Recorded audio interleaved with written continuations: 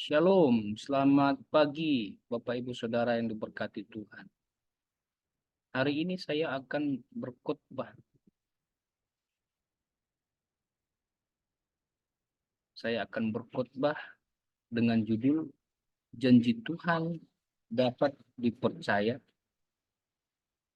didasarkan pada Mazmur 12 ayat yang ke-7.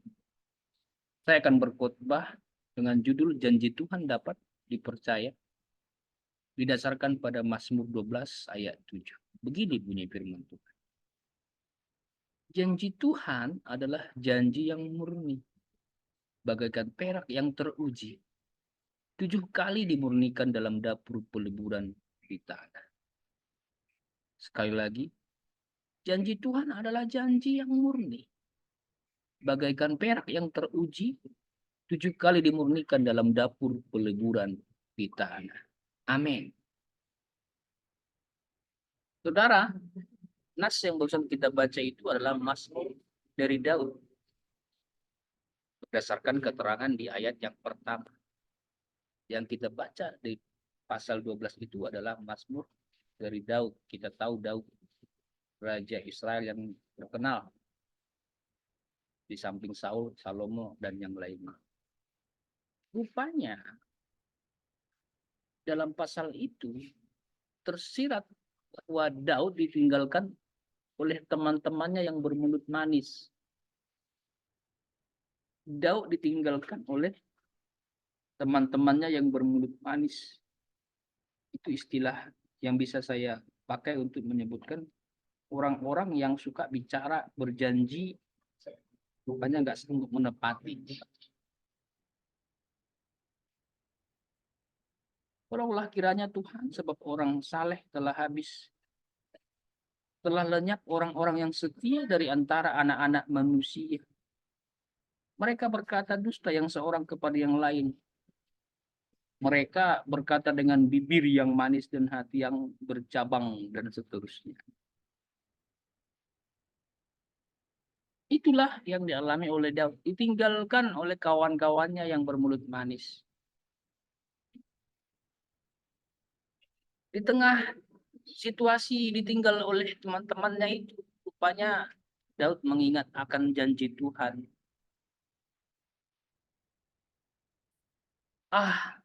Teman-temanku sudah meninggalkan aku, tidak ada yang setia. Tetapi aku mengingat janji Tuhan itu. Lalu Daud percaya bahwa janji Tuhan itu murni.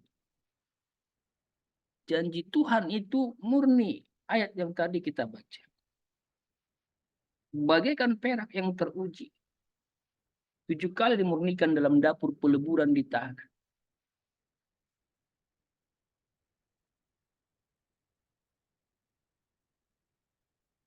Itu gambaran kemurnian janji Tuhan itu. Digambarkan seperti perak yang sampai berapa kali tadi?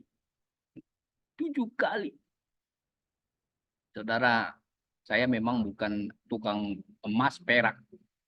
Tapi dari beberapa tulisan yang bisa kita baca, termasuk tafsiran, ini adalah memang dibandingkan dengan orang yang suka melabur emas, melabur perak.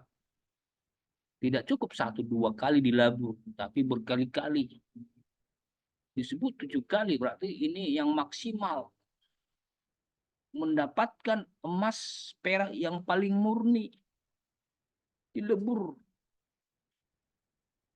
Seperti itulah Daud mengingat janji Tuhan itu. Hanya Tuhanlah rupanya yang janjinya murni. Kawan-kawanku yang awalnya setia itu rupanya tidak murni janjinya. Mulutnya doang yang manis. Ternyata pada nyatanya mereka ninggalin aku juga.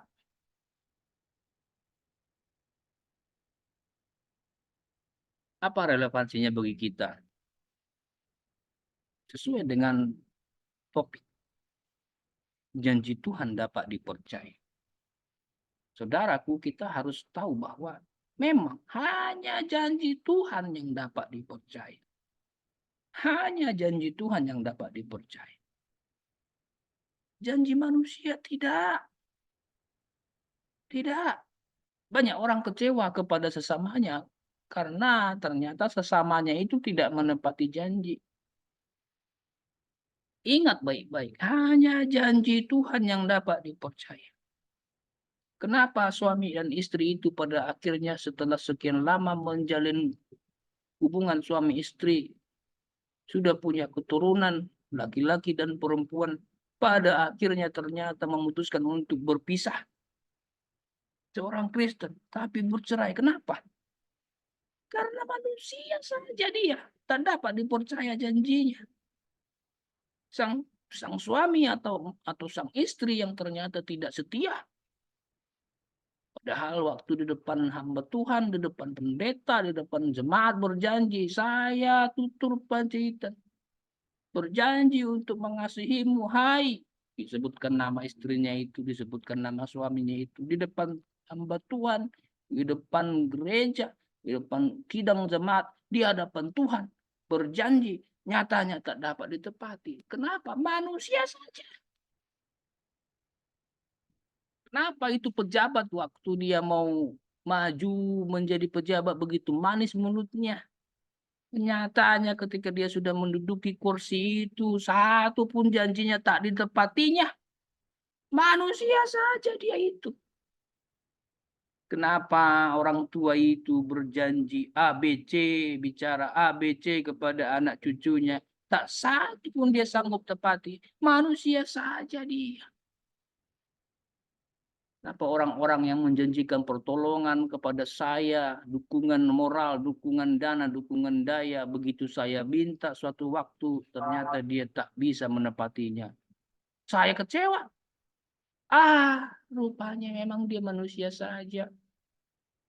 Saudaraku, beberapa orang menjadi kecewa kepada sesamanya. Beberapa orang menjadi kecewa kepada sesamanya. Kenapa? Nah, janji manusia tak dapat dipercaya. Janji manusia tak dapat dipercaya. Bahkan janji seorang hamba Tuhan, jangan engkau pegang seolah-olah itu pasti, itu tak dapat menyamai janji Tuhan.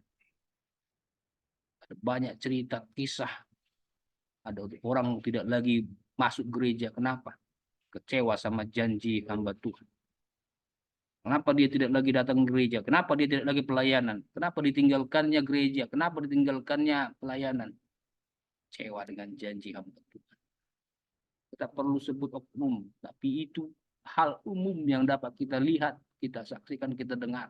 Pelajaran bagi kita bahwa hanya janji Tuhan yang dapat dipercaya.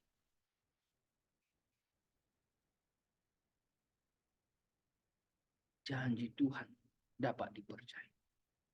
Menjadi pertanyaan untuk dijawab dalam khotbah ini adalah mengapa janji Tuhan dapat dipercaya? Apa janji Tuhan dapat dipercaya? Apabila kita membaca Alkitab lebih lanjut, kita akan menemukan setidaknya ada 3 alasan mengapa janji Tuhan dapat dipercaya. Saya siapkan setidaknya 3 alasan mengapa janji Tuhan dapat dipercaya. Saudara mungkin dalam penelitian lanjutan, pemeriksaan ayat lanjutan dapat menemukan yang lain. Tapi saya dalam khotbah ini akan menyebutkan ada 3 alasan mengapa janji Tuhan dapat dipercaya. Yang pertama, janji Tuhan dapat dipercaya sebab Tuhan adalah pribadi yang berdaulat. Yang kedua, janji Tuhan dapat dipercaya sebab Tuhan adalah pribadi yang setia. Dan yang ketiga, janji Tuhan dapat dipercaya sebab Tuhan adalah pribadi yang kekal.